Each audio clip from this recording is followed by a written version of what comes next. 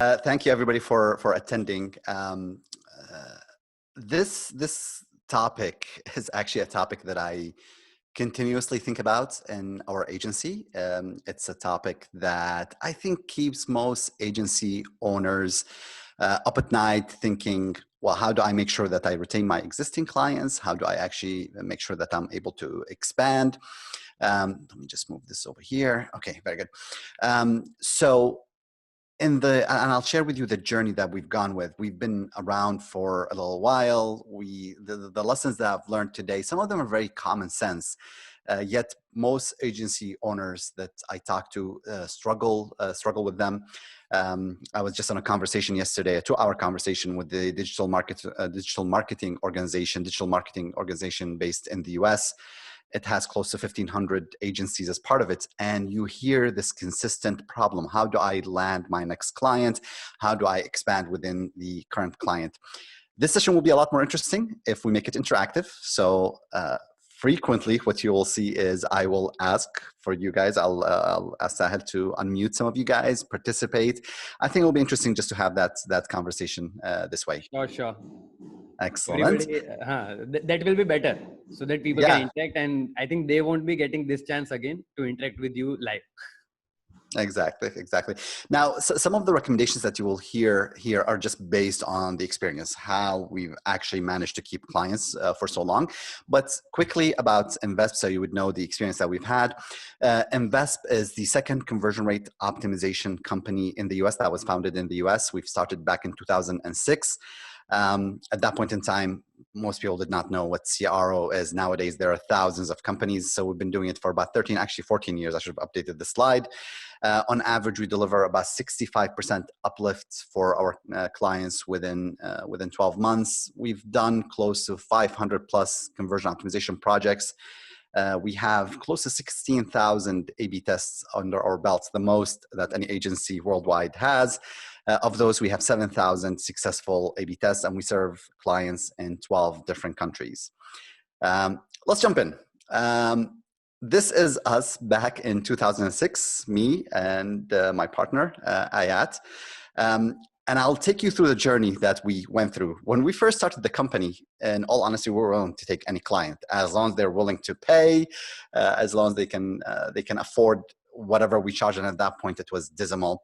And on average, where we struggled is that clients stayed with us for about 6 months. Now, it depends on the industry that you're in, but if you're in the conversion optimization industry, until now in 2020, kind of fast forward, the average client stays with a CRO agency for about 9 months. So not a whole lot of development had happened in the last 14 years since we've worked in conversion optimization. This is us 14 years later, a lot more gray hair. Our deal size had increased 25x. Our clients typically refer other clients. We get lots of inbound leads just because of the brand that we've established. And on average, clients are staying with us for 24 months. So compared to the rest of agencies in the conversion optimization world that are doing 9 months, we're doing 24 months. We've had some clients that's been working with us since 2011. We've had that's kind of our longest client. But our large clients are typically with us for about 4 to 5 years. The question that I'm going to try and answer and share with you today is, how do we keep clients happy? Because happy client means more business, consistent business. It means that you're able to expand within the client, add additional revenue opportunities. That's kind of the question that keeps me up at night and should probably keep most agency owners up at night. As I'm going through the slides, and I'm going to go through the different rules that my team follows, if at any point I'm going too fast, feel free to just send me a message via the QA. Tell me that I'm going too fast. I was on a presentation back in 2007 with Dharmesh Shah, and he says something, the co-founder of HubSpot, and he says something that I keep on borrowing or stealing. He says, I only have 2 speeds, fast and faster. So we'll see how this goes. Here are my 7 rules for keeping clients happy and expanding. First, understand why clients hire you.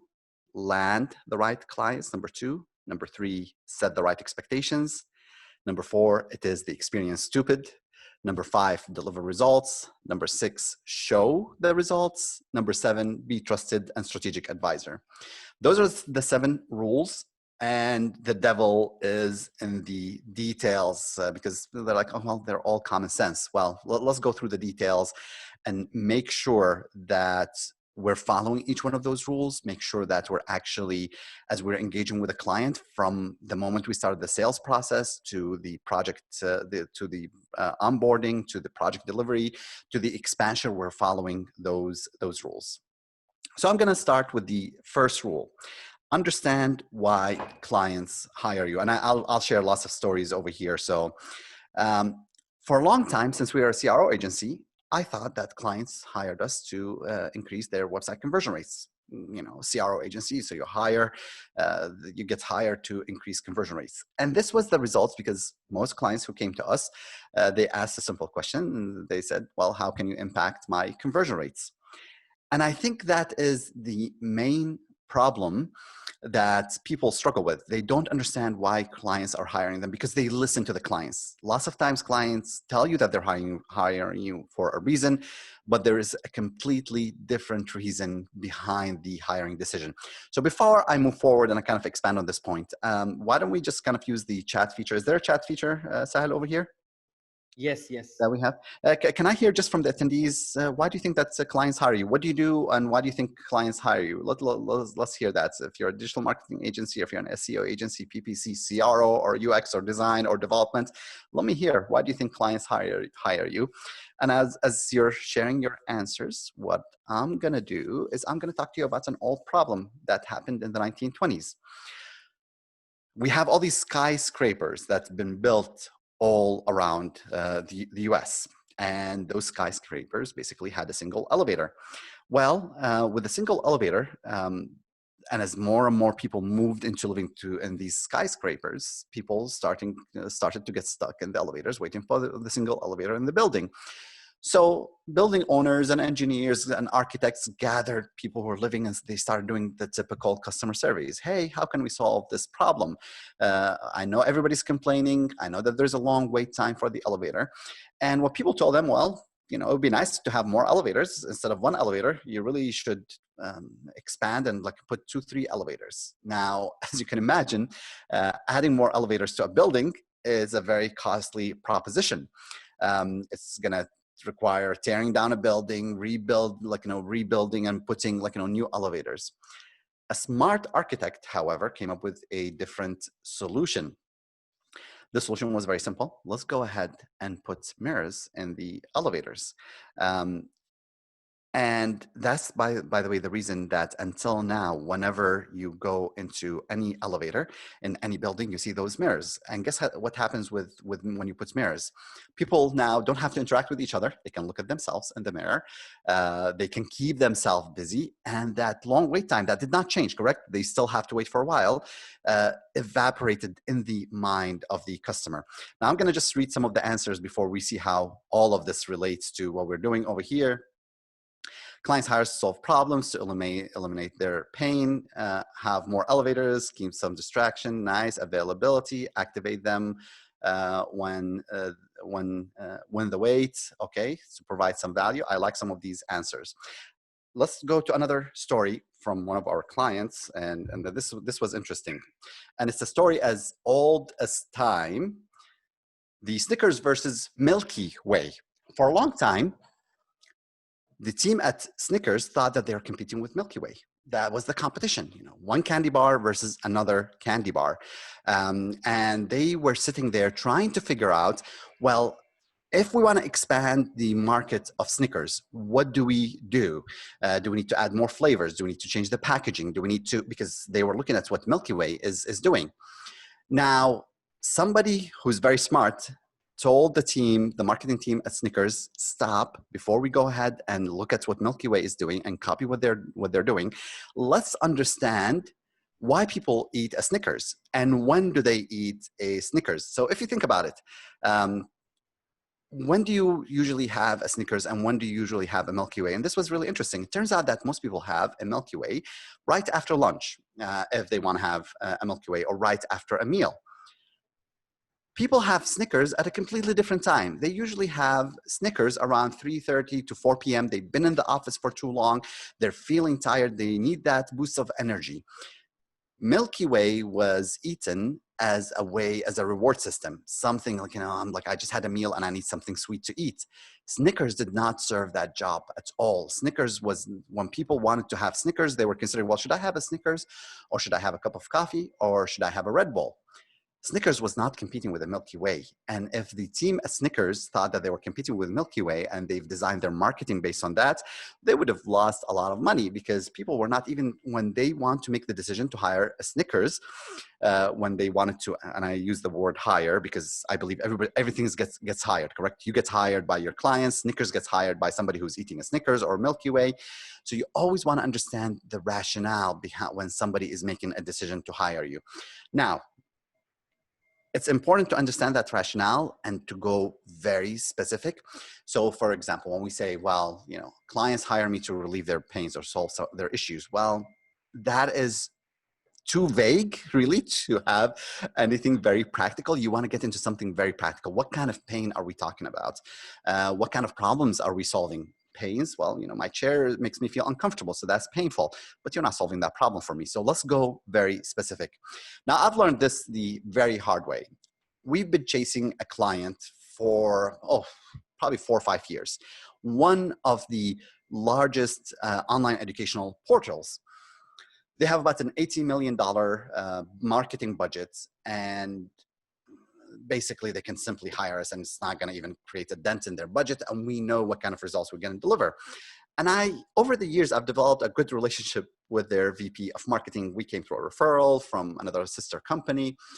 And I was talking to him and I told him, well, you have this huge marketing budget. What are you considering? Who are we competing against? And I thought to myself, he's going to say, well, I'm considering and I'm looking at other conversion optimization companies.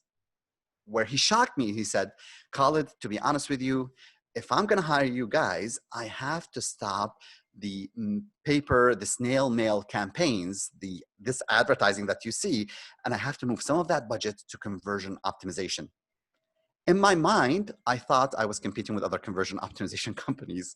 In the customer and the client's mind, I was competing with something completely different. I was competing with the junk mail that he sends, and he actually spends close to $60 million on sending, and this is an online portal, educational portal, but he was thinking, well, I have to cut from the budget of something that I know is working, regardless of what Khalid says. I know it's working, it's proven, it's tried and proven, so I need to think whether this makes sense or not. So as it turns out, for us, clients hired us not to increase their conversion rate, because if that was the case, then I would not be competing with snail mail. Clients actually hired us to increase their online sales. Conversion rate for us was a symptom or the way we thought about it. But for clients, ultimately, especially for decision makers and senior decision makers, it was more about the dollar value that we can bring. How much more revenue can we bring? Now, everybody says, and everybody had heard the saying from Professor Theodore Levitt, where he says people don't want to buy a quarter-inch drill, they want a quarter-inch hole. What do you guys think of that saying? Before I move, because I always repeat this saying in every conference, and people always nod their heads. What do you guys think? When you go here in the US, we go to a Home Depot or a Lowe's or any of those department stores that sell the drills. Do you think that you're actually buying the quarter-inch drill, or are you buying the quarter-inch hole? What do you guys think? Before we continue, let's hear what people think. I'm going to put the chat over here so I can saying over here. So do you agree with the saying or you don't agree with the saying? Let's hear it. Let's make it a bit more interactive, guys, so it's a bit more interesting. Otherwise, I get bored listening to myself because I hear myself talk all the time. Do you agree with this or not? It's either yes or no. Easy and quick. Agree. We have agree. Yes, yes, yes. Agree, agree. Wow, everybody's agreeing.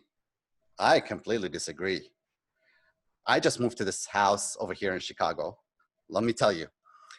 And for a long time, and I have the lights turned off, so you guys don't see the pictures and the paintings that's some on the ground. For the first month, my wife bugged the heck out of me. Khalid, when are you going to put those pictures up? Khalid, when are you going to put those pictures up?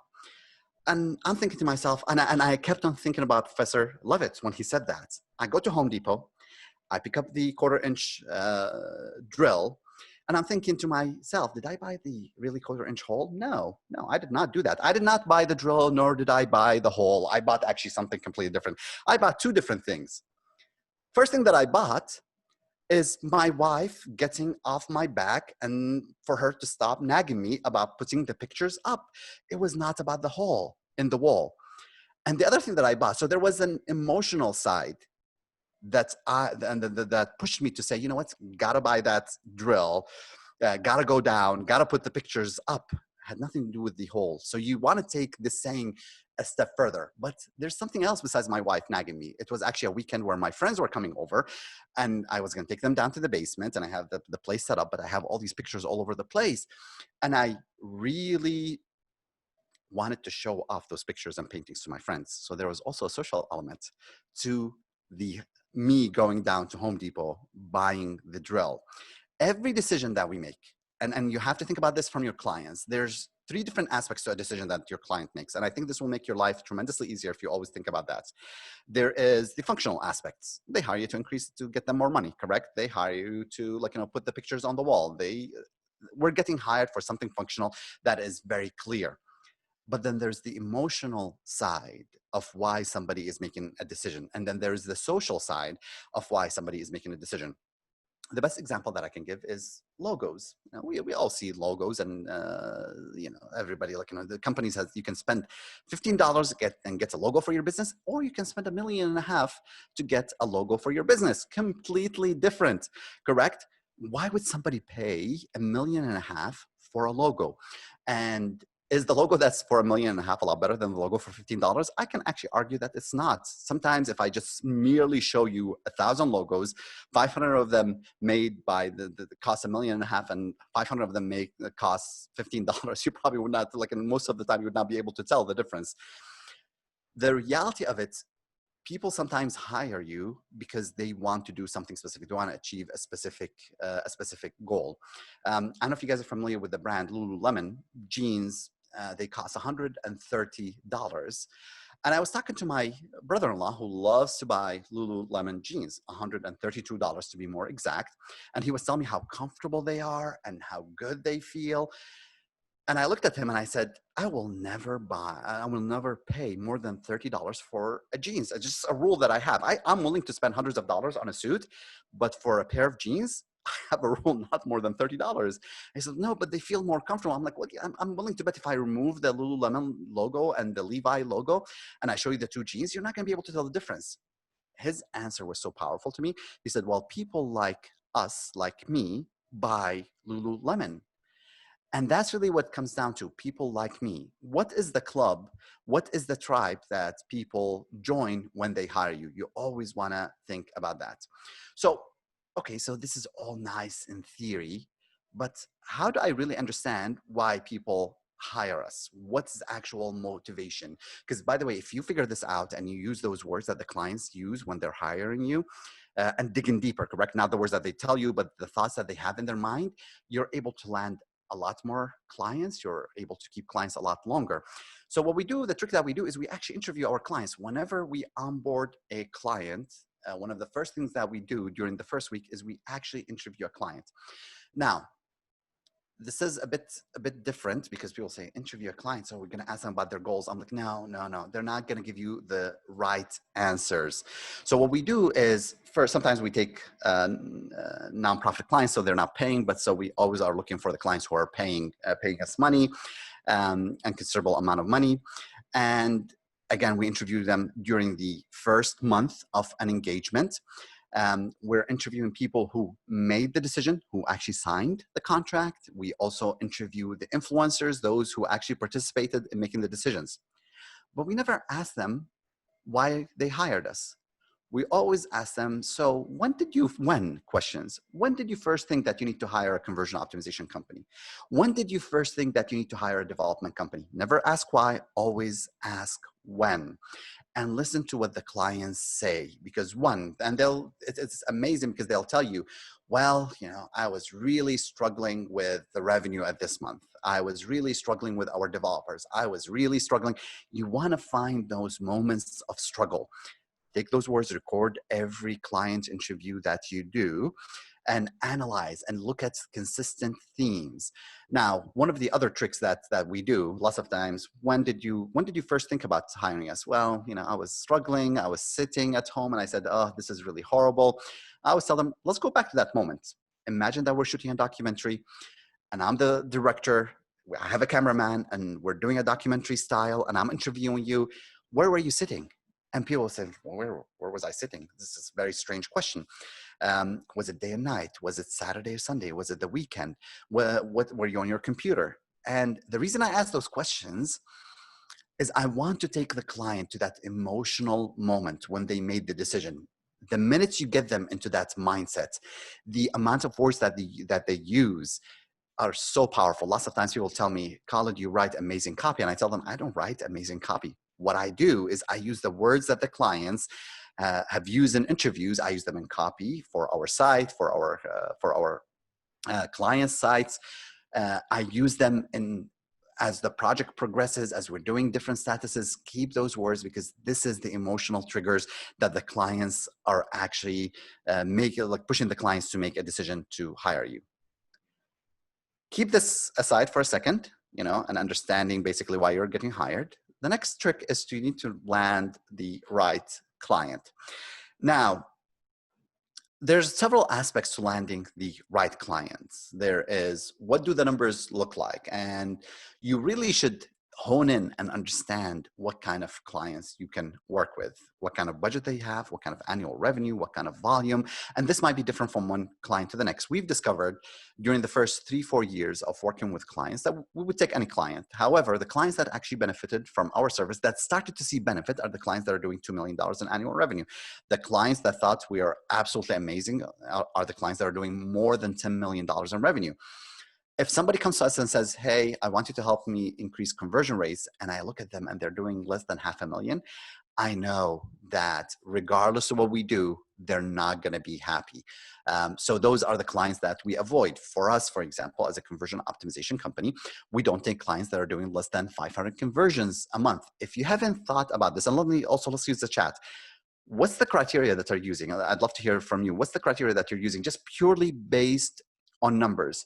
What's the criteria are you using to actually accept clients? When do you say no to the client and when do you say yes to the client? 70% of the inquiries that we get, we turn around and we tell them, we're really not a good fit. Let's recommend somebody else for you. So that's one question that you want to hear. And please use the chat. Let me hear about the numbers that you use to evaluate, or if you use I want clients that take action.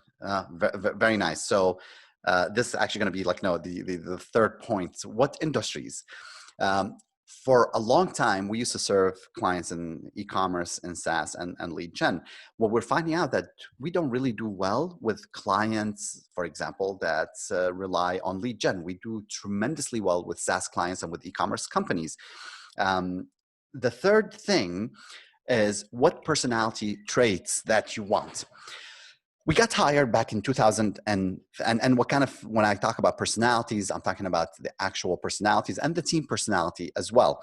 We got hired back in 2015 by eBay. Dream client, correct? Is like, okay, well, we're gonna come in and gonna help you increase your conversion rates. Things are gonna be tremendously well. And typically with any clients, we deliver A/B tests. So we deliver anywhere between 8 to 12 different A/B tests within a month. Long story short, 6 months later, after eBay hired us, we had delivered a single A/B test for them. So I always give this example as the most expensive A/B test that probably has ever been done, because they continue paying us every month. They're paying the retainer fee. And instead of getting 80 A/B tests from us, they end up getting a single A/B test. And just to top things off, that test did not generate any results for them. So I still recall the meeting that we've had with their CTO, who was our sponsor. He's the one who brought us on. He's the one who signed the check. And I'm sitting in a meeting with him and he says, 1 test, 6 months and no results. And the reality of it is, for that single test, we had 21 iterations. The culture was so slow. They did not know how to move as fast as we did. We did not know how to accommodate them and how to push them. Now, since then, this is back in 2015, the development team now in eBay is divided. That single development team that we're working with now is 18 development teams. Not a single feature gets rolled to eBay without them running it as an A/B test. And now we go from a single test in 6 months into close to 20 tests per month. The culture had shifted. So it took a while for us to learn how to work with that client. It took a while for the client to learn how to work with us. Just a note over here, and this is really interesting. Maybe Peter, we'll talk through this as well. Clients who take actions. I don't know, Sahel, and I don't know, Peter, if you're willing to join the conversation, unmute. I don't know if you're not comfortable, by the way. No big deal. So ask the question. Sometimes I put people on the spot. It's like, hey, I just wrote something. I don't want you to be talking and be put on the spot. So Peter, if you're willing to chat, just unmute, it'll be awesome. If not, I'll continue. Peter, I tried to unmute you. You can go on the left-hand side of your screen and then you will be able to unmute yourself. I think Peter is not able to unmute himself. Okay. So by the way, this is sort of interesting. Clients that take actions, this is what Peter said. I want clients that take actions. What does that mean? One of the reasons that many of our projects during the first 2 to 3 years failed, because we relied on clients to carry out the implementation of our recommendations. We would give them recommendations. We're a strategic advisor. Here's what you can do. 1, 2, 3, 4 things. And guess what? The client has about 1 million things going on. They have a ton of priorities that are happening, and it's extremely difficult. You're just one other project, and you're probably just nagging them. It's like, oh, we can implement, we can do this. I go back to one of our clients where we're pushing them. It's like, can you implement? Can you actually make things happen? And he looked at me and he said, Khalid, I have about 18 different projects that are running. You guys are only one of the projects, and to expect me to be able to implement everything that you're recommending, we're too busy. So we've learned over the years, one of the things that actually helped us deliver value to our clients is whenever we're onboarding a client, we tell them, listen, all we need from you is weekly meetings. We show you, you decide yes or no. We handle the implementation now. As a conversion optimization company, this is very easy because we actually can handle the implementation. I have one of the largest SEO agencies as our client, which is sort of interesting. An SEO agency comes to you to help them increase their conversion rates. So one of the challenges that I saw that they deal with is they give recommendations to clients. And I told them, well, so what happens if the client doesn't implement recommendations? They said, well, we just wait. Well, no, if you just wait, guess what? You give them recommendations the first month, you give them recommendations the second month, the third month. If it piles on, at some point, the client management is saying, you know what, this is going to take too much, or it's going to cost us too much to implement. Goodbye and good luck. So you need to figure out a way of how do I actually help the client implement my recommendations where it just becomes yes and no decision. So that's something very important. Another question that you want to ask, why are you the right choice for the client? That is, let's see, to ask clients, we'll go through that. Why are you the right choice? This is actually an important question. Why should I select you? Why would I choose you from all the different options that I have? Now, I always refer, and I think this is an important book that any agency owner should read. It's called The Road Less Stupid, because the author, Keith Cunningham, talks about all the mistakes that he have done over the years and mistakes that he has done that actually cost him a lot of business. So you want to answer this question where you say, you're able to communicate to the clients clearly that here's what we do, here's what our competitors do. If you want what our competitors do, then you probably should hire them. If you are looking for what we do, then let me show you why we are the best fit. Now, this is extremely challenging for agencies because what happens with agencies, we all look alike. We all sound the same. We all have the same decks. We all have the same presentations. We think that we're different. 3-4 years ago, we had a visa agency site reach out to us and they said, hey, we're looking to hire a conversion optimization company. And hey, by the way, you're competing against the other top 4 CRO agencies in the US. I'm excited. I can land this client. It's a client that's going to probably spend about $500,000. I'm going to be on the sales calls. I want to make sure that we land them. We run through the process. 3 weeks later, I'm talking to their VP of marketing, Michael, and I'm like, Michael, so you've sat through our presentation, you sat through presentations of our competitors. So what do you think the differences are between us and our competitors? Now, what Michael has said, and he was brutally honest, he said, Khalid, let me tell you, if I didn't know that I'm talking to Khalid, you actually all sound the same. You all have the same process. You all use the same presentations. You all use the same words. Now, this was shocking to me. And it really is. I'm like, really? Like, after all the work that we've done, we actually all sound the same. You need to figure out the difference of what you offer between you and any other agency. Now, I hear lots of times people say, well, quality. We deliver better quality. And I always tell them, like, nowadays, everybody delivers the same quality. If you still have not figured out the quality issue, then that's probably where you should focus. But assume, just to make your life easier, that, and that's what the client thinks, that the quality is going to be the same between you and your competitors. So you need to find a different differentiator. It could be price, but I would never compete on price. If you're able, a better option, which is extremely hard to do, is the brand. If you're able to establish a brand. And what does it mean to establish a brand? There's a great book, Brand Gap. Highly recommend it. Read it. Think about this question. Why are you different? Why would a client say, I want to hire you? I was talking to a prospect a few months ago, and he said, listen, we can hire any conversion optimization company, just to be frank. And I told him, well, yes, if you think that you can hire anyone, we are not anyone. You probably should go and find another agency to work with. So that's something that you want to think about. Okay. Next thing, and this will go to some of the things that Peter has said, which I think are just hitting the nail on his head, setting the right expectations. So another story over here, we had a client hire us, delivered a 35% increase in revenue in 30 days. Absolutely incredible. We typically don't deliver results that fast. It takes us sometimes 3 months to be able to show any value. And that's something about setting expectations that's very critical. We always tell our clients whenever we onboard them, listen, the first 3 months, we're just merely doing research. Yes, we are going to launch several campaigns. We're going to launch several A/B tests. We're going to do lots of analysis, but we're just trying to understand. There's a good chance that the work that we do in the first 3 months is not going to generate the results. With this client's 35% increase in revenue. I mean, the team was ecstatic. I was ecstatic because I thought to myself, I'm like, hey, I'm going to call him. He's going to be happy. I call him and I'm excited. What do you think about the increase in revenue? And he's just absolutely quiet. And I can sense that there's something wrong.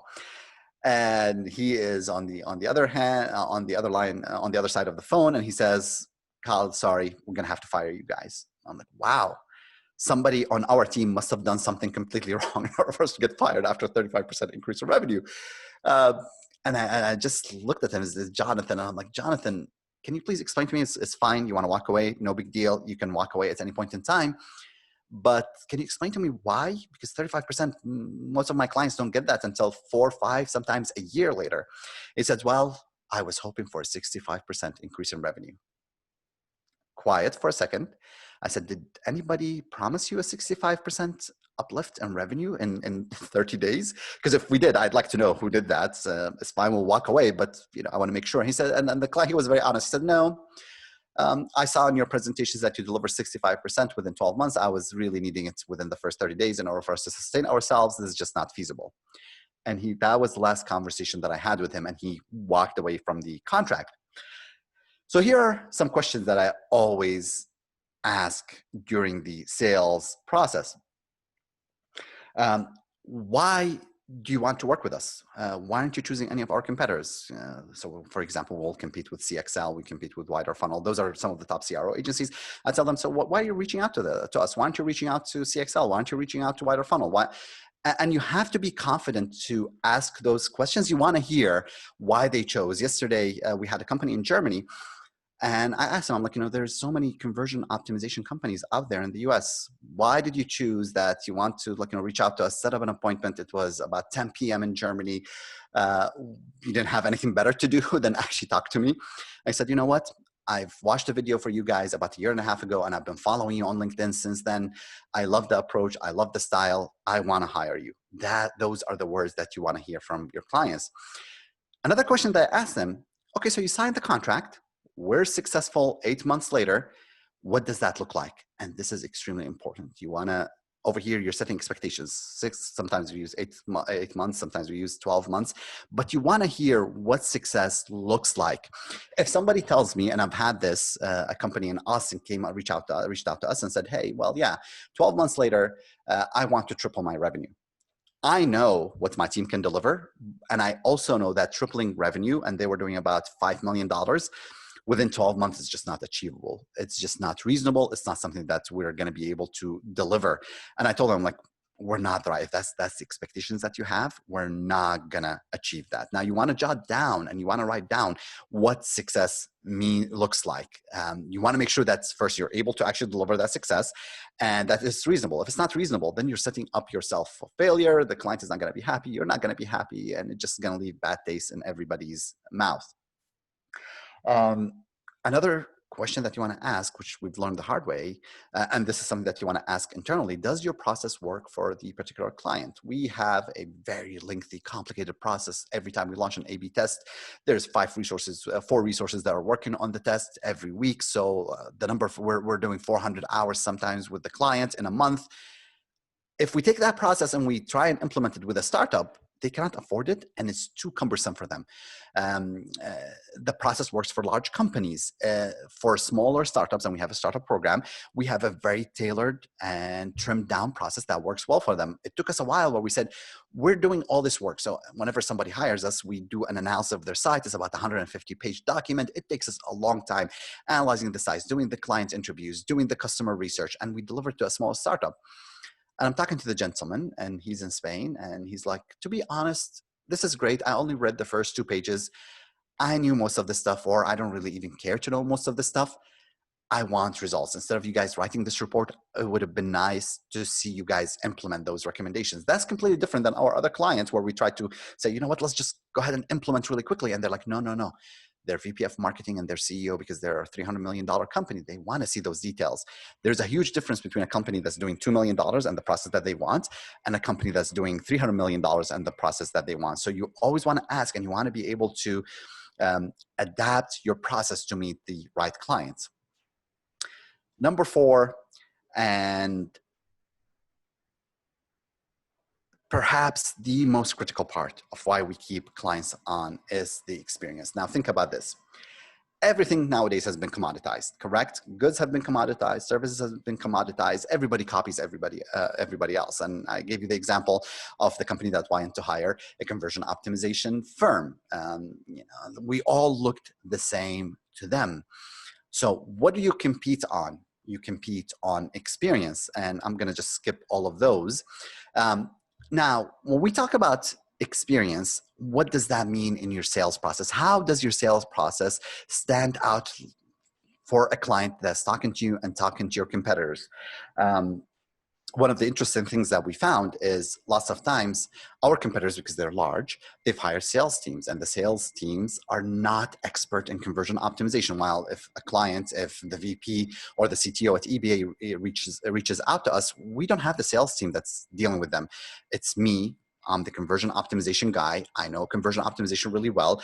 And when I asked the CTO at eBay, I'm like, so why do you choose us? Why do you choose us versus Wider Funnel? And he said, well, the team at Wider Funnel, and not to say anything about Wider Funnel, that we've lost some contracts with them, they've lost some businesses to us. But he said, I was dealing with a sales guy. With you, I was dealing with a conversion optimization expert. So that's something that I was looking for. So think about your sales process, and how does that sales process stand out? How does it become unique? What do you need to do? Whenever a client signs a contract with us, lots of times you're extremely happy, you're excited, you just landed a new business, correct? But think of it from the client's perspective. Lots of times the client is anxious. Did I make the right decision? Am I going to see the ROI? Am I going to see the results that I was expected? One of the powerful things that we do whenever the client signs a contract is we'll actually record a video. So it's me recording a video with the client, and it's, by the way, low technology, correct? In our environment, where I'm saying, hey, Jonathan, really glad to have you on board. Here's my number. And he already has my number, but in the video, I'll mention the number, and then I'll walk in with the video to our account manager who's going to be handling the account. Here's our account manager. Here's Ayat. Say hi, hello. And Ayat says hi. Here's my phone number. I'm going to be reaching out to you tomorrow we're going to set up that video. And when I first thought about it, I'm like, video and recorded on a phone, really, that would make a difference? Well, guess what? Even with 3M, with eBay, they never expected to receive something like that. And the amount, because we've invested a human element into this process, we stand out from everybody else. Everybody else signs a contract and is very formal. We're very informal in our dealings, even with large enterprise clients.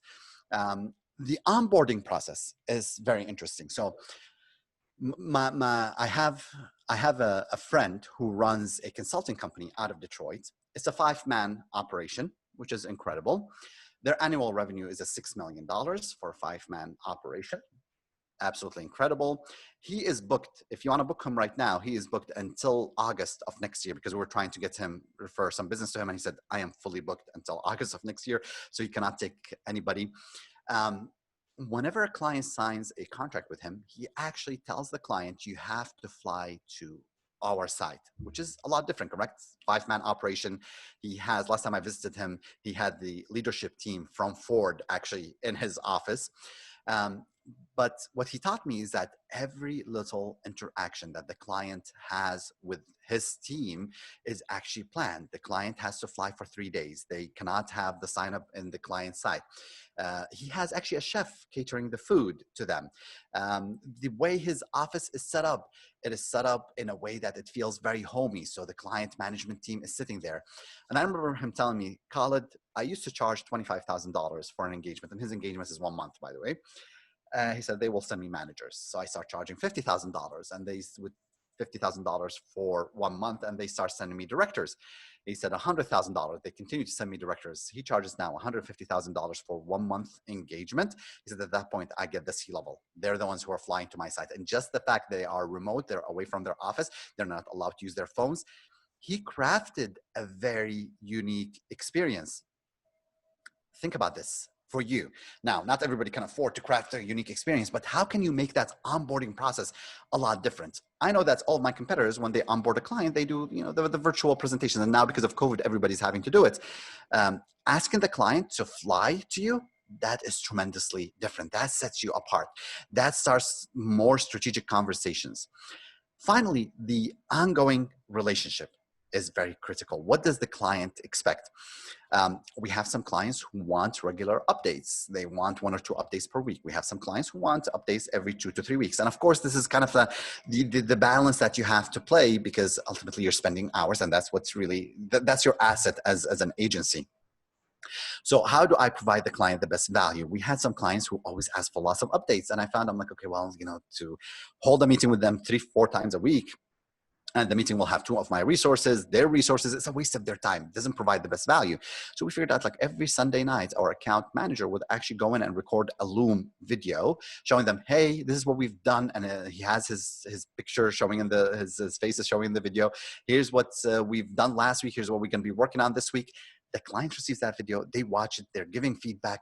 Extremely powerful. Again, we went for low-tech solution that made the client very happy, saved us lots of hours. We're able to be available. One of the things that we do with the ongoing relationship, as a client signs up, they always get my phone number, and I tell them, listen, at any point in time you have an issue, here's my phone number, just send me a text message, I respond to you right away. It doesn't matter whether it's 1 a.m., 6 a.m., I respond to you really quickly. I've been telling clients that for the last 4 or 5 years. I think I've only had 1 client who ever used that text message to send me actually a WhatsApp message. Otherwise, just the comfort that I gave clients. And I always tell our account managers, whenever they're dealing with clients, you're there to support the clients. You want to make sure that you're available to them. You're that strategic advisor to the client. Number 5, deliver results. If you cannot deliver results, then you have a problem.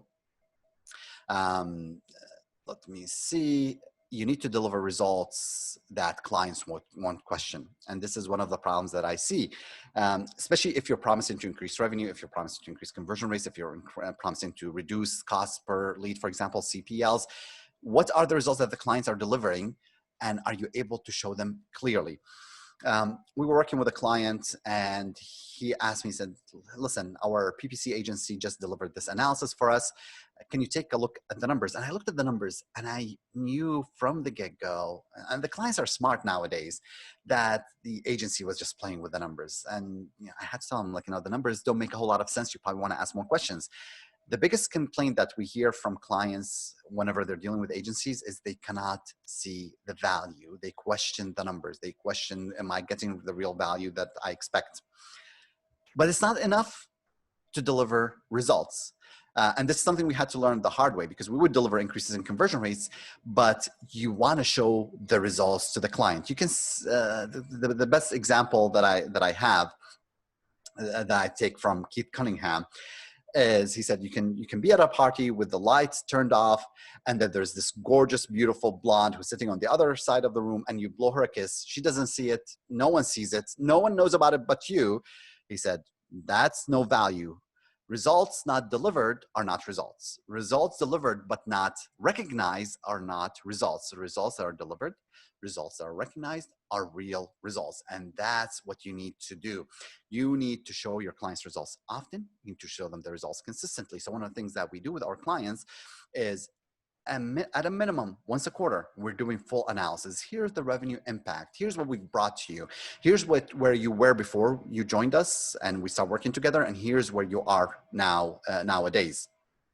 So let me see. Here are some things that you want to think about, because I think they are very powerful. What are the wins that you're delivering? So sometimes we've delivered the project on time. Sometimes we've delivered an increase in revenue. Sometimes we've delivered a reduce in costs. Sometimes we've delivered. You want to document the wins very clearly. You want to share them with the right people. You want to think, who should know the wins? Lots of times you might be dealing with a project team that's different than the CEO, than the VP of marketing.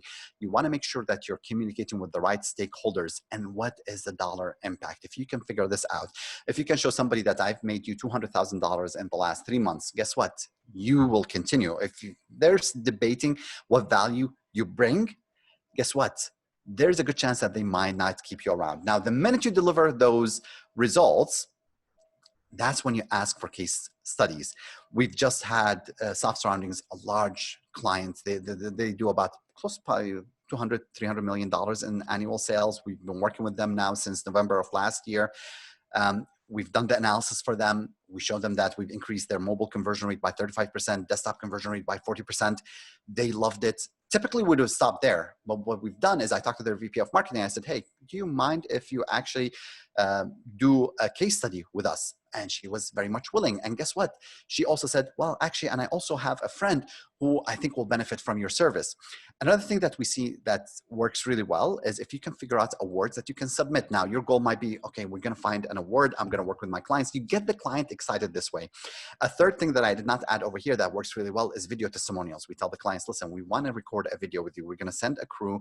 They're going to, and it doesn't cost a whole lot, by the way. In the US, you can get it done for as cheap as $500, but you have a video, the video crew that they're going to record the client in their environment. And whenever we're recording those testimonials, this is something also we had to learn the hard way. Whether it's written testimonial or video testimonials, here are the 4 questions that we always ask. Those questions are very powerful whenever you're asking for a testimonial. How was the situation with the client before hiring you? How is the situation after hiring you? This is very powerful because you can use that on your site. You can use that as in sales material. What is the dollar impact? And by the way, if you do this analysis for the client and you hand it to them before they bring you on, before you record the testimonial or the case study or the video, you're basically telling the client the impact and would they recommend you. And this is very powerful. Imagine having 50 different case studies from previous clients saying this, I would recommend them. Yes, they generated $1 million. They generated $100,000. Yes, we did not know what we're doing in this area. And after we brought them on board, they brought structure to the process. They increased our revenue. Very powerful. It enforces the relationship with the client. It helps you land new clients as well. Number 7, I think we're getting very close to finishing the hour. Being trusted and strategic advisor. And I put, initially I had said strategic and trusted, but really you need to be trusted and strategic advisor. And this is how you expand your business with the clients. And this is where account management becomes really important. Lots of times, whenever we're dealing with an account, we're just managing the day-to-day. Is very tactical. Account manager, whether it's you or you have somebody who is managing the account, that's where you become strategic. That's where you need to be trusted advisor. And first thing, as a trusted advisor, you need to look at your own team's performance. Are we struggling in certain areas? What's amazing to me, we've done a survey for lots of agencies, and about 60% of their clients, they feel that they struggle within the first month until they move. They're very slow, not the right resources, not the right project management. If you're struggling in an area, you need to be very open with your clients. The more open you are, by the way, the more they trust you. And that's where the account manager is. The account manager is the voice of the client with your own team. Why aren't we doing well? Listen, John, this is really not going well. This is something I'm going to fix. The other thing that you want to ask is, well, what does the best advice that the client needs? Whether on your project or overall as an agency, because you get to see their business. The rule that I have is never worry about expanding your business. And it's sort of funny because the whole point of this presentation is, well, how do I expand? Don't worry about expansion. Expansion comes if you are a trusted advisor. And that's what we've seen, where our clients come to us and they say, hey, can you help us with this? Can you help us? We come in to do conversion optimization. Well, can you help us with email? Can you help us with personalization? Because we're trusted. We tell them this area is really not working well. Maybe we can help and improve it. Sometimes we'll put in the hours, additional hours, just to provide you. We had one client that's about to do a presentation in a conference. Something has nothing to do with us. And I noticed on LinkedIn that she had posted that, well, I'm going to do the presentation. I'm like, oh, let me see. I offered, I'm like, can I see the presentation? I looked at it. I don't like the design. So why don't I ask one of our designers to do the design, the slides for you? Why don't do a couple practice sessions? Did not expect that from us. And guess what? That personal relationship, we became a trusted advisor. Now, being a strategic advisor, and let me see, can we speed it up? Yes, we're about to finish. Strategic advisor, you want to have strategic conversations on quarterly basis, and those are not about your project, correct? What are your marketing plans? And right now, for example, with our e-commerce clients, we're already talking about Black Friday, correct? What are we going to do to make sure that we're able to recover from COVID? What are we doing in Black Friday? What areas is the client struggling with? What are some new opportunities? You always, as an account manager, you always want to look for new opportunities. Don't worry about expanding your business, but keep an eye on new opportunities that will help you expand your business. The minute you're strategic, your trusted advisor, that will help you increase your revenue within the client. I'm going to finish with this slide, and I'm going to then put my contact information. Like Sahel mentioned, we have our FigPii software. eBay is using it, Z Gallery, Soft Surroundings, some large enterprise clients, but we also have smaller clients that are using it. It gives you A/B testing. It gives you polls, recordings, heat maps. Go ahead and sign up. Typically, I think there's 14 days free trial, but if you'd like to sign up, I'll put the website is FigPii, FigPii. I always end up choosing very strange names for the business. People ask us like, Invesp, what does that stand for? I tell them, I don't remember. It made sense back in 2005.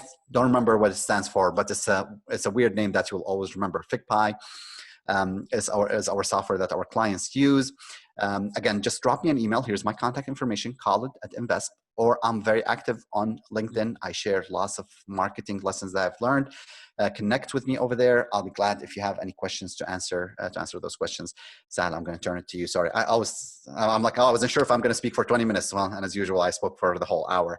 If anybody has any questions, so. I think it was a great session. And about Khalid on LinkedIn, I followed him on LinkedIn, and that is why I used to see his content and feel like that he has a lot to say. And if we can get him physically around, then it will be better for our client agency owners. They would be able to learn a lot of things. And I think we have 4 questions, Khalid. So if you can quickly answer them, because as we are already... I'm going to put them over here, and I'm going to say, what do you do when you have to buy extra time from client to give better results? I have a very honest conversation. Lots of times, I've learned this the hard way. We used to ask clients to sign large contracts. And I told you we have an SEO agency that is a client of ours, and I've learned this from them. They never sell large engagements. They'll say, okay, smaller hours, but show value. And they say, hey, if you want to expand, and this is the SEO agency, if you want us to handle your link building, then we can do this. Now, if you want to expand into content, we can do that. So they're always delivering the best that they can deliver based on what the client is asking for. And then they move on from there to say, hey, we want to add more hours. And it's a very honest conversation. The first 3-4 months of an engagement is when you're establishing trust. If you're able to establish trust, the client will tell you, yes, how can I expand that? With us, for example, implementation, how do I handle implementation? Lots of times we might bring a client on and tell them, hey, you already have a developer, have the developer implement our recommendations. We know that the developers are busy. 2 months later, the developer's not able to implement. So we say, hey, why don't we handle this for you? Let's do it for free for a month. Another question, sometimes clients don't want extra information and dialing. They just need results. I completely agree. How can we make them understand the value of the work and effort that goes behind? I think I've answered this question. Adapt your process for different clients, correct? Yeah. Some clients are not interested. They just want the results, especially with smaller clients. How do you deal with impatient clients? You need to uncover them. By the way, one of the things I'm not doing it right now with clients is I tell them, I got to meet you face to face. I want to make sure that you're not an asshole. Last time I told that to a client, they're like, what? Did you just say that? I said, yes, life is hard. You know, your life is probably hard. My life is really hard. We're friends right now. I don't want you, like, you know, to be on board and then get really annoyed with me. By the way, being very personal like that, something that they don't expect. No other agency will tell them something like that. So they're like, whoa. So I thought, let's meet, let's talk. Let's make sure that I can look you in the eye. I feel comfortable with you. You feel comfortable with me. How to use existing clients to get new clients. When you deliver results, that's when you ask for referrals, but show results. And that's when you ask them to say, hey, we've delivered these results. How can I actually, like, do you have anybody that you recommend? Sometimes you might build that into the contract. I'll give you 20% discount. 4 months later, I will come and ask you for a referral. That's another way that you can do this. I hope this was helpful. I hope that you guys found, I hope that you found 1 or 2 gems of things that you can implement and that will generate more business for you. Thanks a lot, Khalid. I think it was a wonderful session. Thank you all.